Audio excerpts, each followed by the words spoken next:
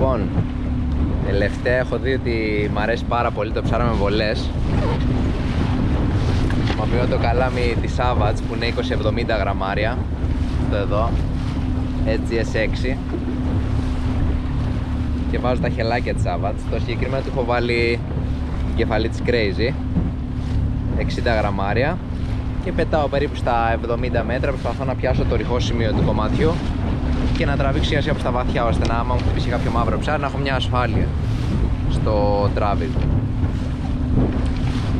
Πεδίο βάζω συνήθως στον εξοπλισμό με αυτό όταν θέλω να στοχεύσω κάποιο μεγάλο μαύρο. Και 0,52 έχω σαν παράμαλο. Για να δούμε. Περίπου έχουμε φτάσει στο σημείο. Έχω κοιτάξει την κατεύθυνση του καιρού περίπου πώς με πάει. Δηλαδή ο αέρας πάει προς τα εκεί. Οπότε τώρα ας πούμε είμαι γύρω στα 65 μέτρα. Στα 50 περίπου μέτρα από μένα προς τα εκεί, στην κατεύθυνση, σηκώνεται. Οπότε εγώ θα, αφού έχω περίπου 70 μέτρα βολή, λογικά θα φτάσουμε κανονικά στο κομμάτι. Συν ότι σιγά σιγά όπως παίρνει ο καιρός θα μας περάσει από πάνω ακριβώς. Οπότε εκείνη τη στιγμή θα είμαστε στην κορφή, θα πετάξουμε δεξιά και αριστερά του σημείου. Πάντα τον κόμπο τον κάνω PR και τον βάζω πάντα έξω από το καλάμι.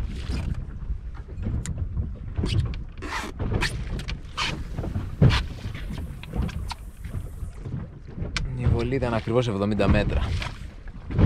Και με λίγο καμπύλη, ας πούμε 65.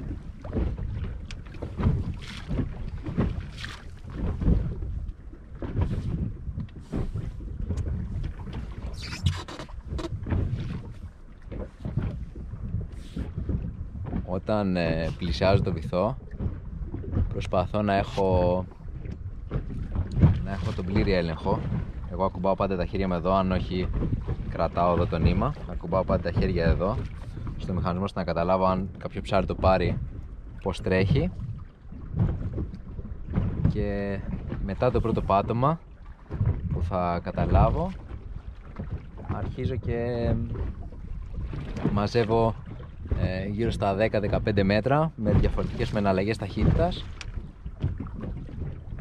ώστε να, αν κάποιο ψάρι ακολουθήσει και δεν του φανεί το δόλωμα ελκυστικό, πιθανόν να το βρει πιο ελκυστικό όταν τρέχει να φύγει ή κάτι τέτοιο.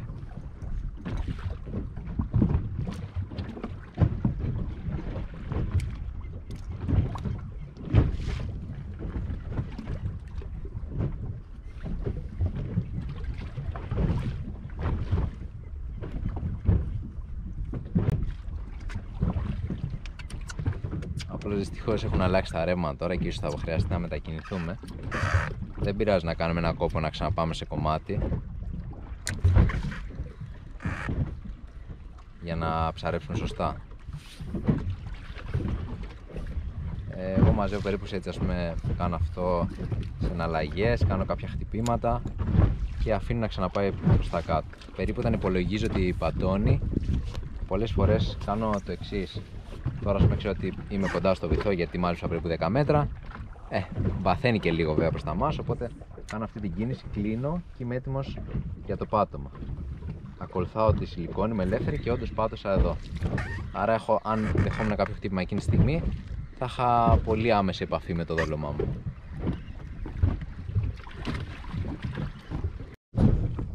Λοιπόν,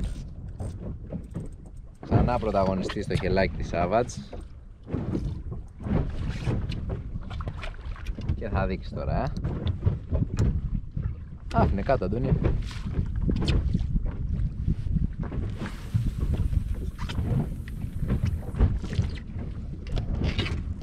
Είμαστε λίγο... Αλλά κάτσε. Τι?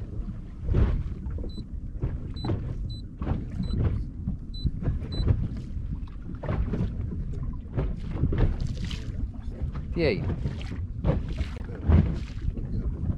Θες βοήθεια?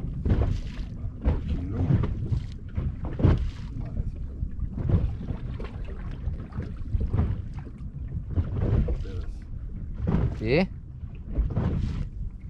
Αντωνιό, κοίτα είναι.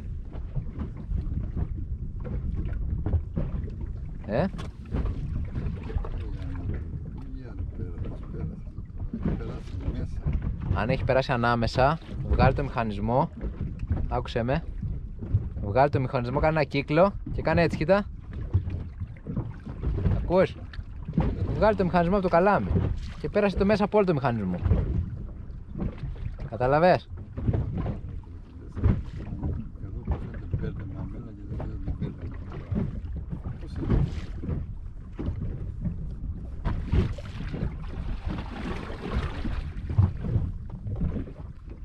Συγγνώμη, αλλά δεν μπορώ να σε βοηθήσω τώρα γιατί είμαι πολύ κοντά στο πάτωμα.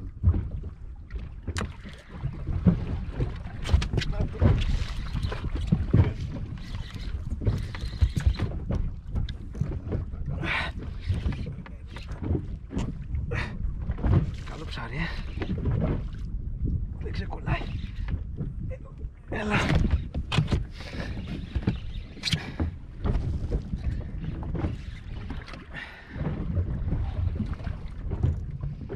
Τώρα χαλαρώνουμε πολύ τα φρένα και τραβάμε τη στηράκλα μας πάνω.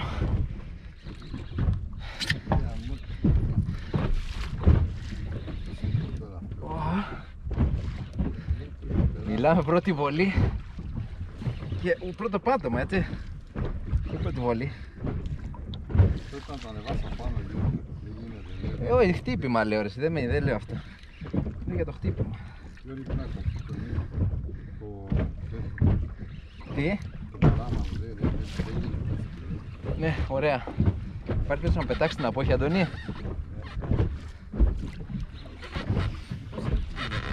Μπορείς ή...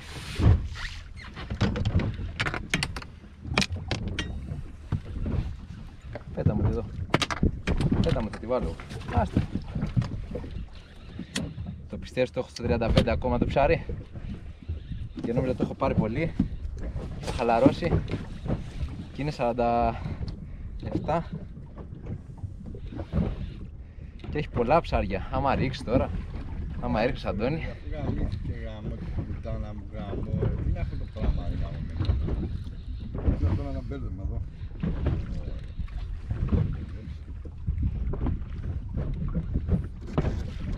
Είναι αυτό το κομμάτι. Ξαναδευτεί πάλι τώρα.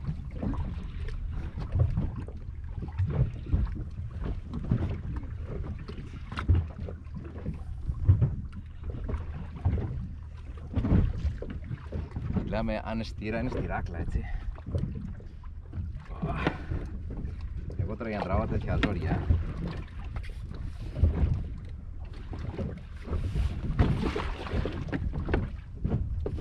Που Γιώργη τον είπανε.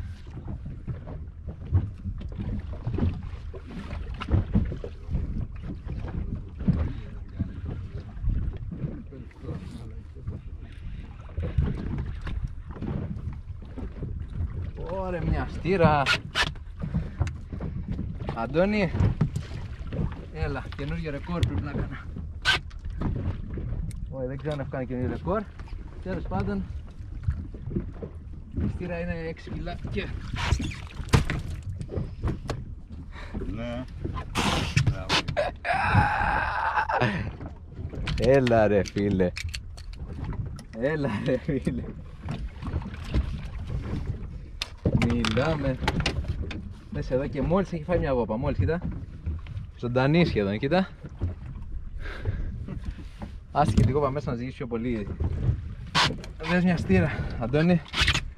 Ένα πράγμα ρε παιδιά, από ένα εργαλείο. Μιλάμε, η στήρα δεν παίζεται αυτή, έτσι. Δεν παίζεται, η στήρα είναι αυτή, πρέπει να είναι πραγματικά πάνω από 6 κιλά. Εντάξει. Εντάξει. Άντε γεια. Άντε γεια. Δεν υπάρχει το ψάρι, κοίτα εδώ.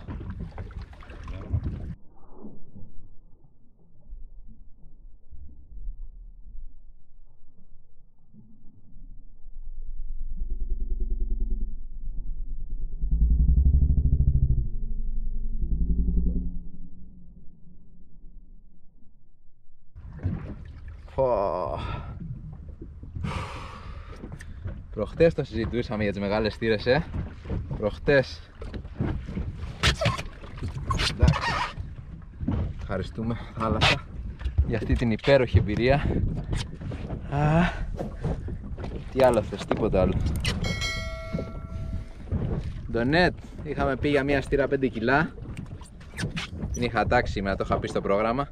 Μπορεί να είναι 6, αλλά δεν πειράζει. Εντάξει.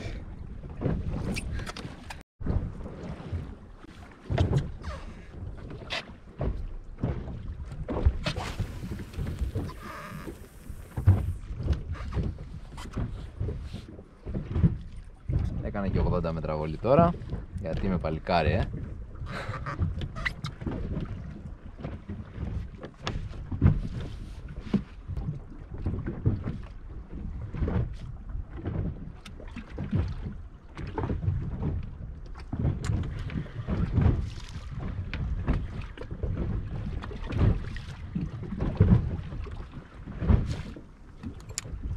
Δεν σταματάω να κοινώ τη σιλικόνη μου καθόλου, ακόμα και στο μάζεμα. Όταν να την ελευθερώσω δεν σταματάω, τραβάω το καλά μου πάνω και το ξαναφήνω. Τώρα καστέρωσα γιατί είχα το νου μου στο να εξηγήσω τι λέω.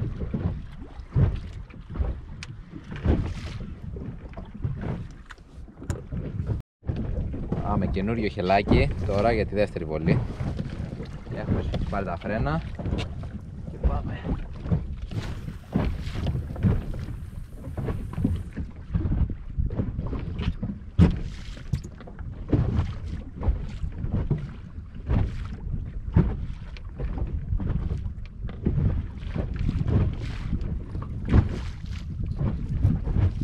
Μιλάμε, φοβερό ψάρι. Τώρα γουστάρισε.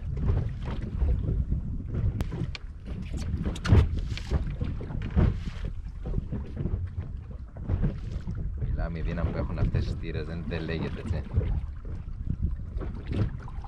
Αλλά είναι και αυτό καλαμάρα ρε παιδί μου.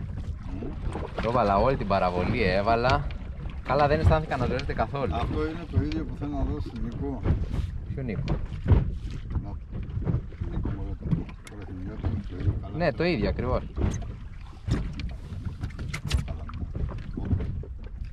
Κάνει ωραία βολή.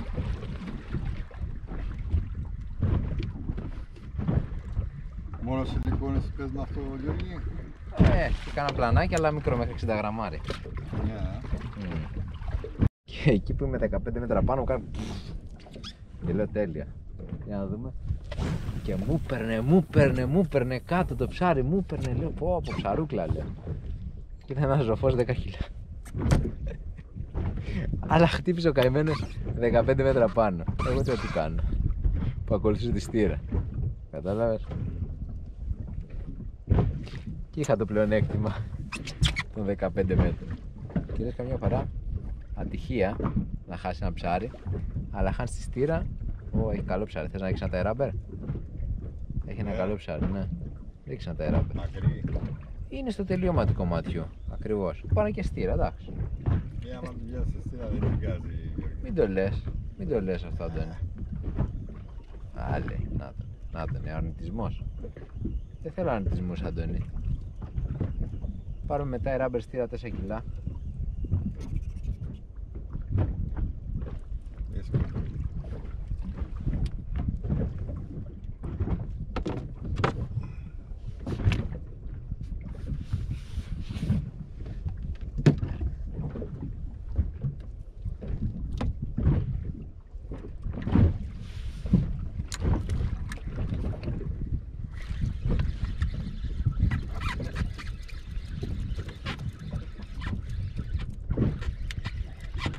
Αεροπορία πάει.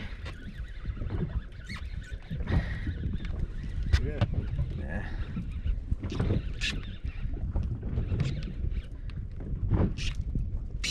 Έλα. Καλό ψάρι,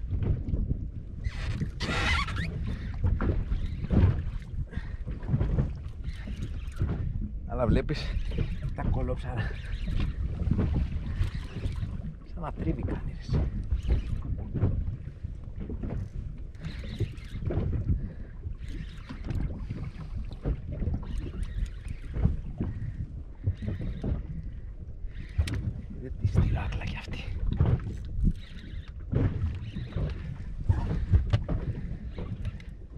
Εντάξει, τώρα βάλε Αντώνη σιλικόνη. Θέλεις την αποχή. Ναι, άμα μαζέψει γρήγορα. Α, την έχω την αποχή πληρωμένη. Αυτή είναι, αλλά θα σε φέρω εκεί. Εγώ δουλεύω το ψάρι με την παραβολή όλη.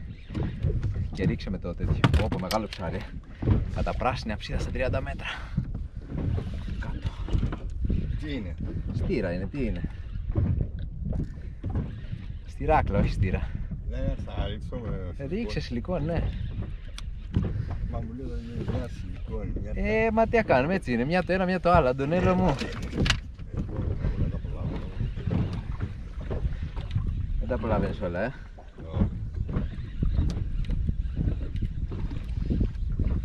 Έλα, βραντονιό μου.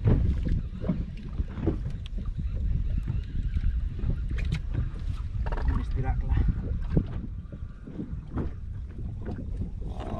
Αυτή είναι πιο ωραία μου φαίνεται την άλλη.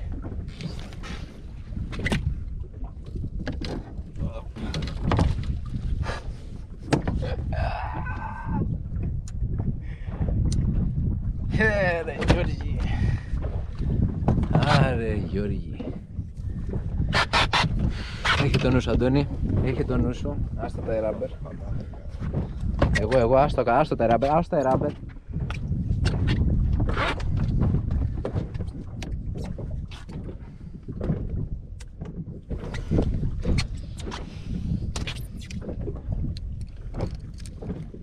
Πού είναι το χέρι μου?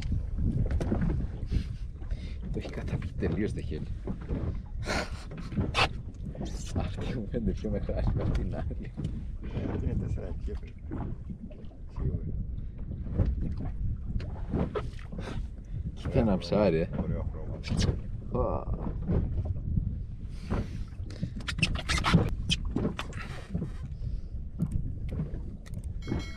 Μιλάμε στηράκλα,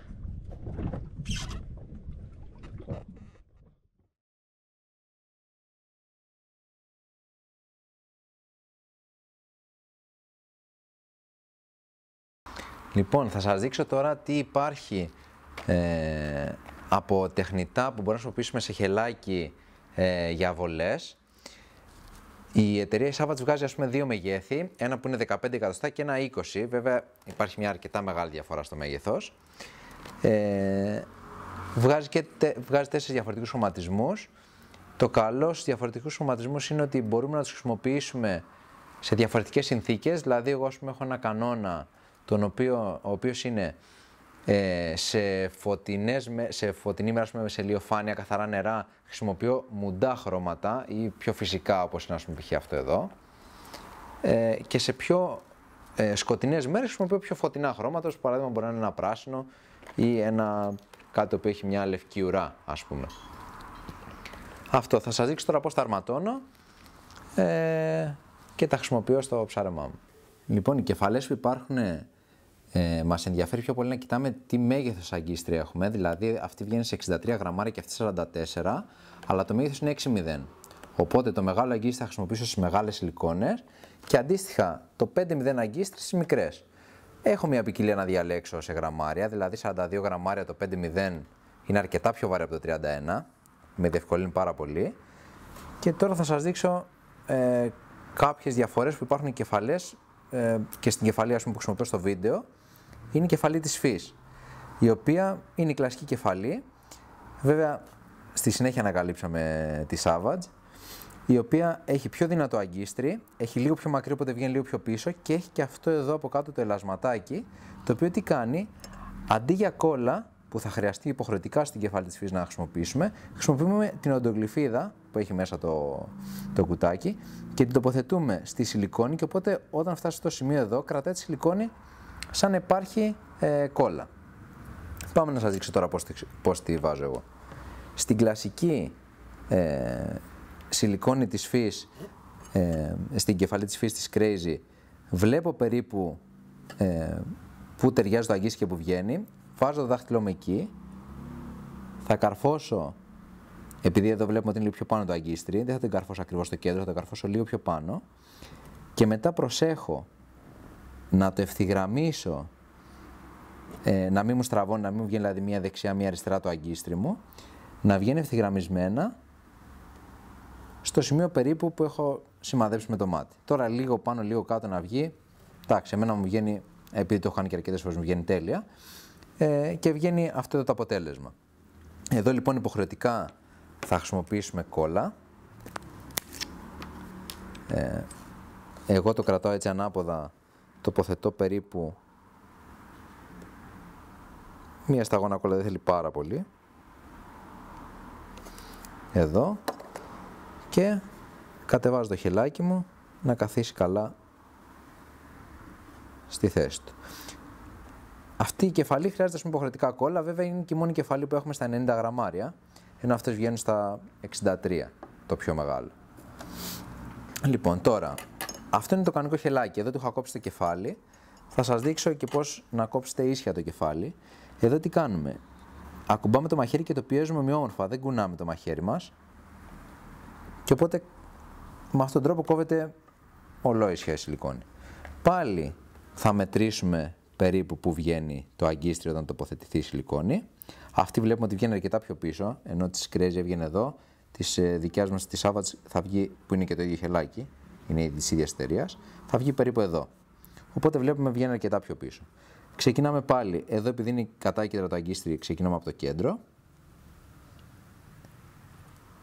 Το τοποθετούμε όμορφα, όμορφα.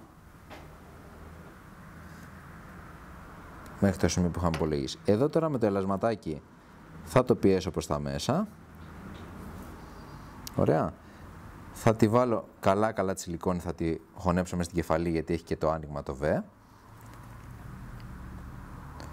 Και θα τοποθετήσω την οδοντογλυφίδα. Η οδοντογλυφίδα μπαίνει περίπου εδώ στο πλάι. Εγώ ακουμπάω ότι ψηλαφίζω το αγκίστρι και το σπρώχνω παραπίσω. Για να κάνω το τεστ, πιάνω την οδοντογλυφίδα και βλέπω ότι δεν πηγαίνει προς τα πίσω. Έχει κολλήσει. Οπότε τραβάω λίγο παραέξω, το αφήνω εδώ. Παίρνω ένα ψαλδάκι, κόβω την οδοντογλυφίδα και μένει έτσι πίσω. Με αποτέλεσμα αυτό να μην φεύγει προς τα πίσω η σιλικόνη μου. Ενώ εδώ χωρίς κόλλα, αν το τραβούσα, θα άρχισε να φεύγει πάλι προς τα πίσω και θα καθόνα πάνω στο αγκίστρι. Επίσης και σε αυτές επιλέγω να μην χρησιμοποιώ κλέφτη, γιατί ειδικά στα χελάκια, πέρα ότι στοχεύει με μαύρα ψάρια πιο πολύ, τα περισσότερα ψάρια επιτίθενται στο κεφάλι. Ίσως επειδή θεωρούν ότι αν το επιτεθούν στη μέση γλιστρήσει και ξεφύγει το χέλι, δεν ξέρω, αλλά οι περισσότερες επιθέσεις είναι στο κεφάλι. Τώρα για ένα φαγκρί, κάτι που μπορεί να σκόψει την ουρά, θεωρώ ότι περισσότερα χάνεις βάζοντας κλέφτη παρά κερδίζεις. Είναι ότι θα επηρεάσει σίγουρα πάρα πολύ την πλεύση αν το βάλω πάνω στην ουρά του κλέφτη. Ενώ αν το τοποθετήσω εδώ, θα είναι πάλι πολύ κοντά στο αγκίστρι μου, οπότε δεν θα έχει και κάποιο ιδιαίτερο νόημα. Και επίσης για αυτούς βέβαια που δεν μπορούν και τους φαίνεται ταλαιπωρία αυτή η διαδικασία, εννοείται πως μπορούμε εμείς να τους φτιάξουμε για όποιον θέλει, όπως θέλει, με ό,τι χρώμα θέλει, ό,τι κεφάλι θέλει.